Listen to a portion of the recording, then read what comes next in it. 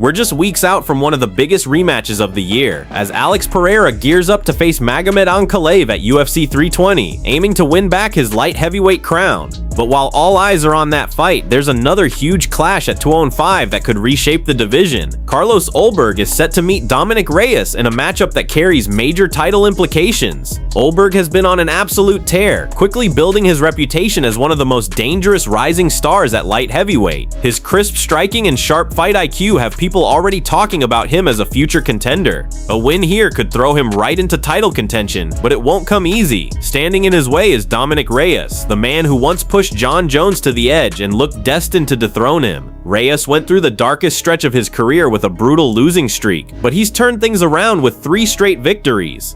Now he's hungrier than ever to make another run at gold. Recently, Big John McCarthy and Josh Thomson gave their thoughts on this fight, and interestingly, both are picking Reyes. They believe his wrestling combined with the momentum he's riding could be enough to derail Ulberg's rise. "I think it's a fantastic matchup," John said. "Both guys are at that stage where this is exactly the type of fight they need, especially in light heavyweight right now. It's not the deepest division, so this could be the fight that launches one of them straight into a title shot." Thompson added, "It's a good matchup for Reyes. Personally, I would have liked to see him against someone like Jiri Prochazka or even Pereira, because I know the UFC wants to push him toward a title shot.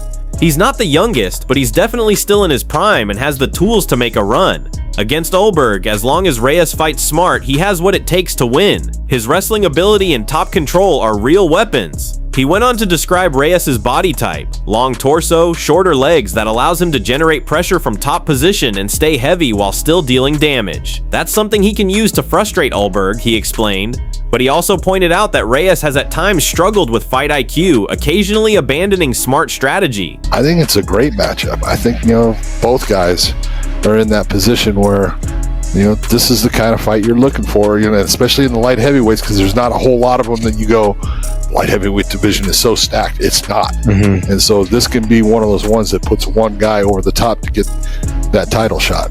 I think this is a good matchup for him. I would have liked to have seen maybe the Yuri fight or seen the Alex fight, only because I know they want to get him closer to the title. I know he's not young anymore, but he's still young enough to keep him around to try to push him. I think in this fight with Ulberg, as long as he fights smart, because Reyes can wrestle. Oh yeah, he's got some wrestling ability. He's got good top position. Like he's got the for me, I feel like he's that body style of a Ricky Fukuda, like shorter legs, longer super upper torso, body. Yep, punch you by standing over you, and still do damage. So he's got that working for him. I don't want to take anything away from him, but he has a tendency sometimes to not fight smart. Meanwhile, Khamzat Chimaev's former opponent Gilbert Burns just dropped a surprising story on a podcast with Renato Moicano. Burns said he recently ran into Chimaev's jiu-jitsu coach and decided to ask who he thought would be the most dangerous matchup for Khamzat at middleweight.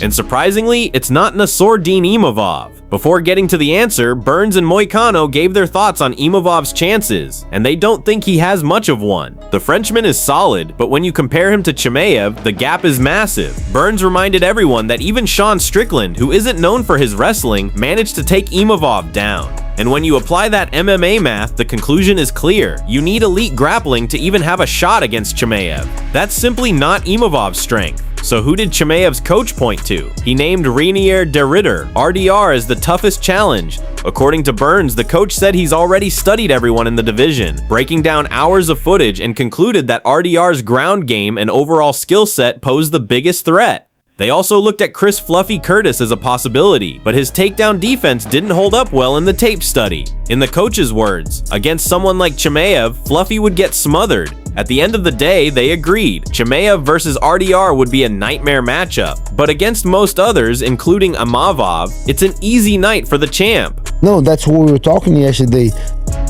I asked him who you think is going to be the hardest fight for Chimaev. You know what he said? He said RDR. That was the guy that I studied. He said he studied everyone already. He looked so many videos. He had the videos from everybody. He said, it's because we're doing it from the computer, otherwise I'll show you my computer. He has everyone videos, all the fighters.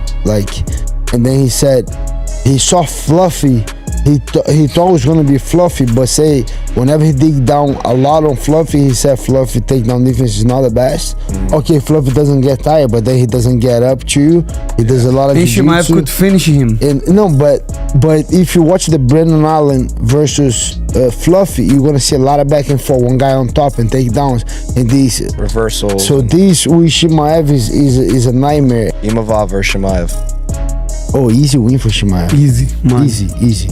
Over at the top of the division, Alex Pereira recently sat down with MMA Junkie and made it clear he's fully locked in ahead of his rematch with Magomed Ankalaev. After losing his belt at UFC 313, many wondered how Pereira would respond. The answer? By training harder than ever. In recent weeks, Pereira has shared clips of himself drilling wrestling defense, sharpening his takedown prevention, and grinding through intense sessions in the gym.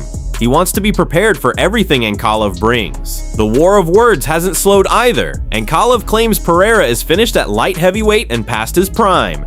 But Pereira clapped back, saying nobody even recognizes Ankalaev as champ and that he's only focused on reclaiming what's his. He also teased the possibility of a future move to heavyweight, but stressed that right now, his only priority is getting his belt back. This isn't just about one fight, Pereira said. It's about proving I'm still one of the best and reminding everyone that I belong at the top. He explained that taking time off after UFC 313 was the best decision for his body, given that he had fought 4 times in less than a year. I knew I'd get the immediate rematch, Pereira said. I just needed to heal. He uses my name for attention because nobody knows he's champ. I'm not giving him that platform. I'll show I'm better when we fight. And as the lightweight division keeps heating up, Khabib Nurmagomedov made a bold statement, saying his cousin Usman Nurmagomedov is actually better than reigning UFC champ Ilia Topuria. Usman has been making waves for years, first dominating in Bellator and now putting on strong showings in the PFL. According to Khabib, while fans can argue all they want, he firmly believes Usman is the more complete fighter and the superior athlete. Usman himself isn't shying away from that comparison. Ahead of his PFL rematch with Paul Hughes this October, he doubled down, saying his resume stacks up stronger than Topuria's. He's confident, but also humble. He made sure to mention Islam Makhachev is still active and at the top. Khabib summed it up simply: they have to fight to find out who's the best. People can say what they want, but in my opinion, Usman is the more well-rounded fighter. So what do you think, MMA fans? Could Usman Nurmagomedov give Ilia Topuria real problems inside the octagon?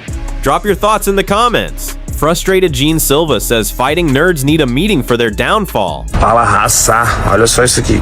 Corte aqui no olho. Bom, infelizmente ontem a emoção foi mais alta. Tava indo bem no segundo round ali, acabei indo pra cima com tudo, a vontade de sair na mão. Enfim, acabei jogando sozinho, não estava conectado com o meu time, então essa responsabilidade é toda minha nessa derrota. Era para ser, faltando 13 segundos e vambora. De uma coisa vocês têm razão, fomos três Fight Nights que perdeu em seguida, então os 3 devem estar cometendo erros parecidos. Então, com certeza vamos fazer uma reunião, eu, Caio, Ruf, e achar isso e melhorar. Quem gosta ou não, sinto muito, mas a gente vai voltar. That's all for today. Thanks for tuning in. Don't forget to like, subscribe, and hit the bell so you never miss your daily dose of MMA news.